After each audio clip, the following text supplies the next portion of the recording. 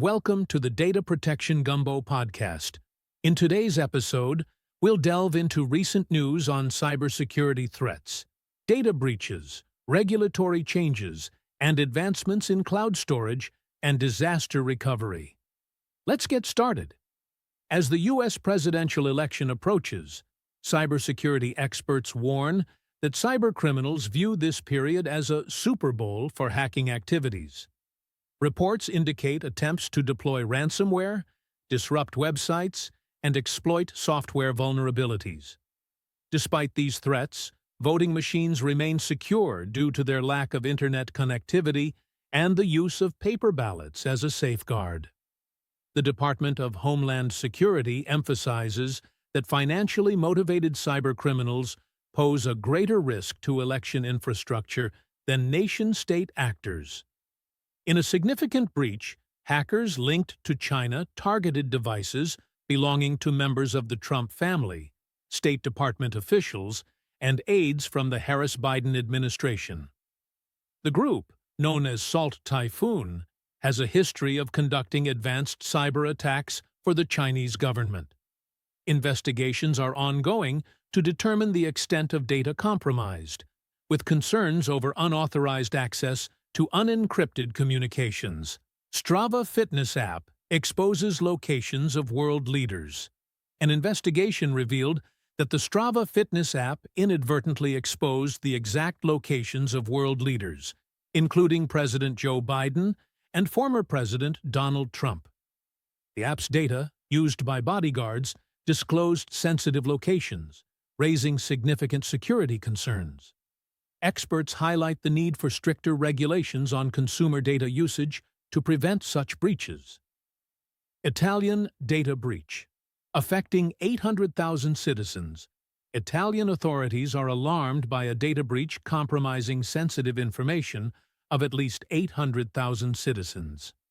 A private investigative agency collected dossiers on prominent figures, including data from law enforcement and tax authorities.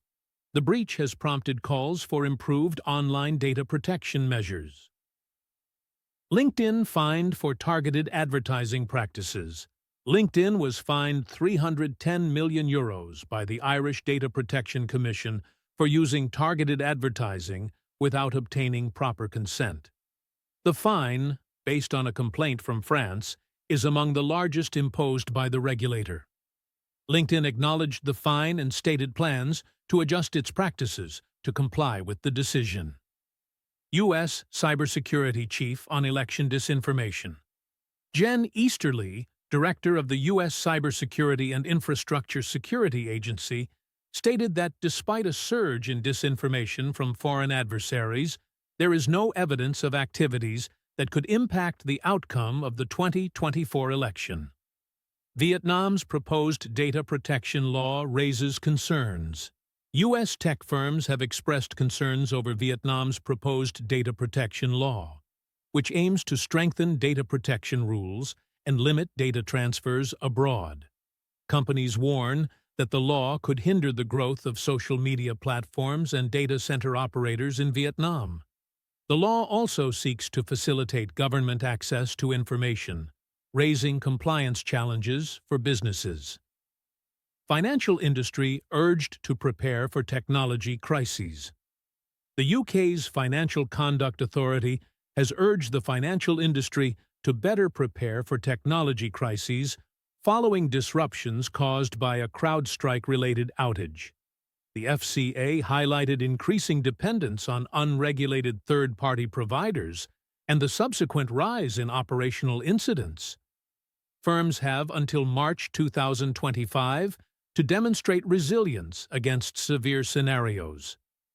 Australian businesses must adapt to new privacy reforms. Australian businesses are advised to quickly adapt to new privacy reforms, including a privacy tort that allows for class action lawsuits over privacy violations.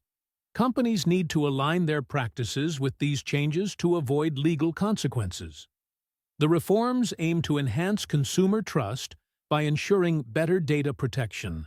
Boston-based cybersecurity firm Rapid7 is considering acquisition offers from private equity firms, including Advent, Bain Capital, and EQT.